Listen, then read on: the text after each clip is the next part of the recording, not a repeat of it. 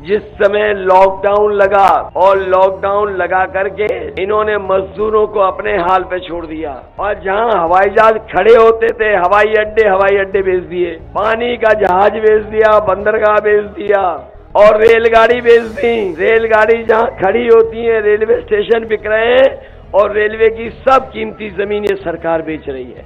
कि 2017 में जो नोटबंदी की थी, ना ही भ्रष्टाचार खत्म हुआ है, ना ही काला धन वापस आया है। डबल इंजन की सरकार में अगर कोई चीज डबल हुई है तो वो भ्रष्टाचार और महंगाई डबल हुई है।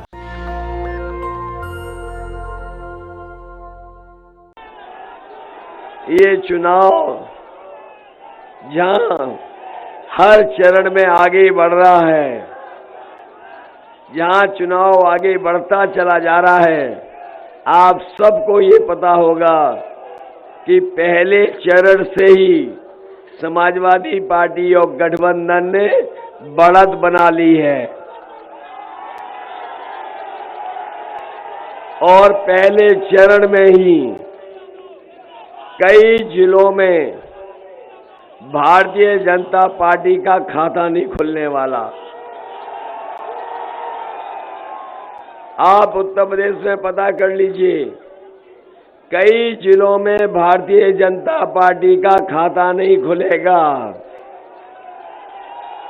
और मैं समझता हूं छठवें चरण में बलरामपुर के भी लोग किसी का खाता नहीं खुलने देंगे।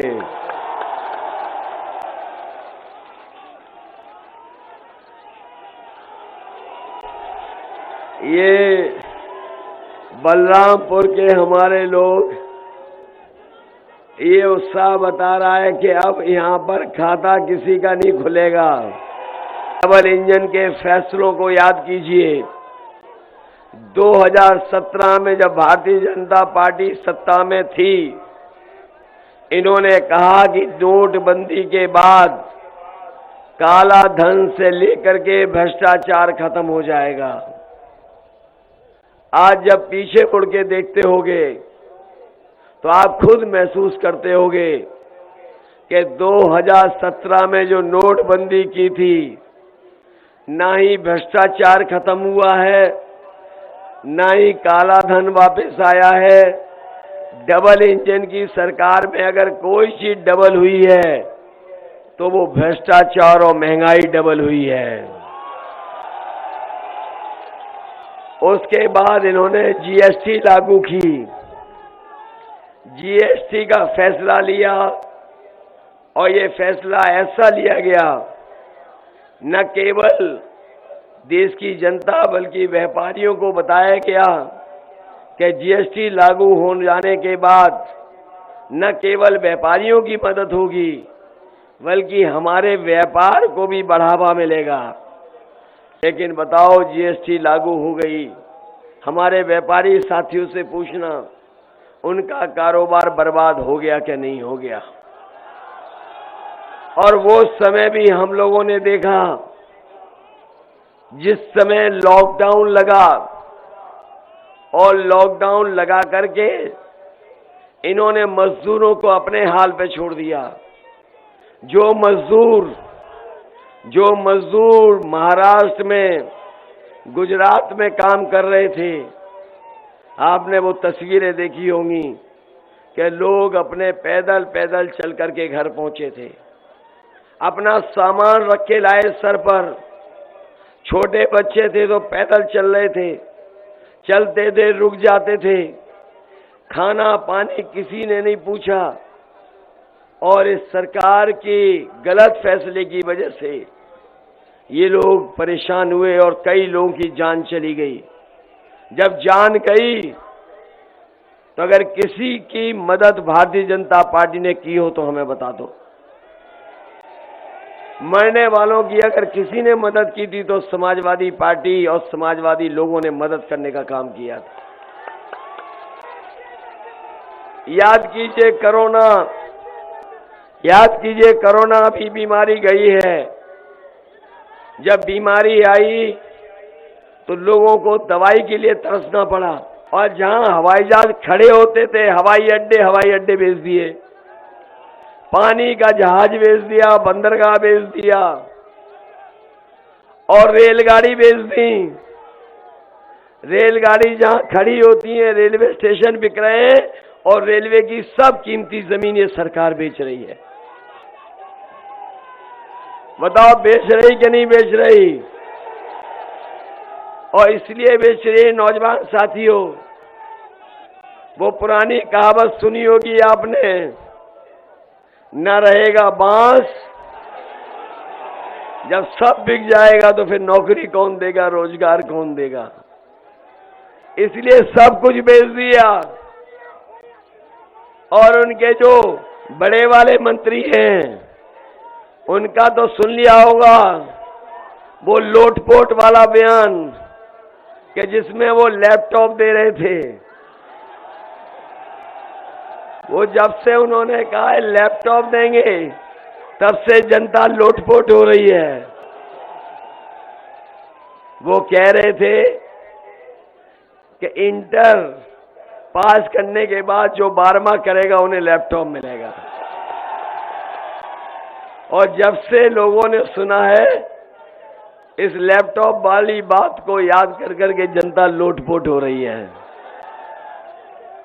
अरे शुक्र है उन्होंने ये नहीं कहा कि 12वां पास करने के बाद जो 10वें में एडमिशन लेगा उसे लैपटॉप देंगे। और पहले ये प्रचार कर रहे थे, याद है प्रचार कर रहे थे, घर घर जाकर के प्रचार कर रहे थे। पता नहीं पर्चा दे रहे थे कि थूक दे रहे थे। याद है कि नहीं याद है? ये पर्चा दे रहे थे कि थूक दे रहे थे, कि थूक बांटे दे रहे थे। इसलिए मैं आपसे कहना चाहता हूं, इन बीजेपी के लोगों से सावधान रहना। हमारे किसान